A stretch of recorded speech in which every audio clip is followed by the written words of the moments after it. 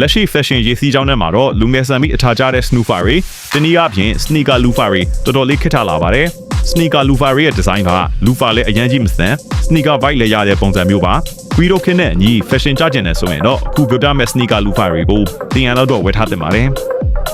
New Balance 90 Oasis L New Balance 90 Oasis L ကလက်ရှိဈေးကွက်ထဲမှာတော်တော်လေးအဝယ်လိုက်ပြီးလူငယ်တွေကြားမှာ hit ဖြစ်နေတဲ့ snoofer တင်ရမှာမကြသေးခင်က colorway အသစ်တွေလည်းထွက်ထားပါတယ် semi formal dress code တစ်ခုအနေနဲ့ဝတ်လို့ရတယ်လို့ပူပြင်းတဲ့ရာသီဥတုမှာဂျင်းပေါင်းမီဒါမှမဟုတ်ဘောင်းမီတို့နဲ့ပေါ့ဝတ်ဆင်လို့အဆင်ပြေပါတယ်နှစ် Hoka Speed Loafer Speedo 5 Miso နဲ့ Vibrant Mega Grip Outfit ကိုပေါင်းစပ်ထားပြီး sneaker လည်းမကြ loafer လည်းအရန်မဆန်တဲ့စမ်းတဲ့အသွင်ပြင်ဒီဇိုင်းကိုဖန်တီးထားပါတယ်ဖနက်ရဲ့ပုံစံကိုကကြီးလိုက်ခါနဲ့တော်တော်လေးကို stylish ဖြစ်ပြီးပေါ့ဝတ်လို့ကောင်းပါတယ်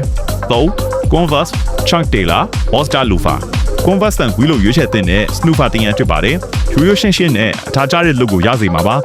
ပေါ့နဲ့လူငယ်ဆန်တဲ့ fashion တွေဖြစ်တဲ့ jean chino pants နဲ့ vintage style ဖြစ်တဲ့ band t-shirt တွေနဲ့လည်းတွဲဖို့နိုင်ပြီးအားလည်းရဲ့အပြင်ထွက်တဲ့အခါဒါမှမဟုတ်ညနေခင်းဘားထိုင်ခွက်တဲ့အချိန်တွေမှာဝတ်လို့အသင့်တော်ဆုံးဖြစ်ပါတယ်Clark Wallaby Loafer Premium ဆန်နဲ့ Maple Suit တဲ့ upper Snoop ဖြစ်တဲ့ Cream Miso နဲ့ Natural Rubber Pepper Creek ဆိုးတွေပါဝင်လို့ဖနက်ရဲ့ဒီဇိုင်းကတော်တော်လေးကိုထူးခြားပါပြီးထင်မထားလောက်အောင်စီးရတာတက်တောင့်တက်ပါရှိစေပါတယ်ဒီဖနက်က Guiro Smart Casual Outfit တွေနဲ့ Robo မယ်ဆိုရင်တော့တော်တော်လေးအထာကျမိမိုင်နေမှာသိကြပါတယ်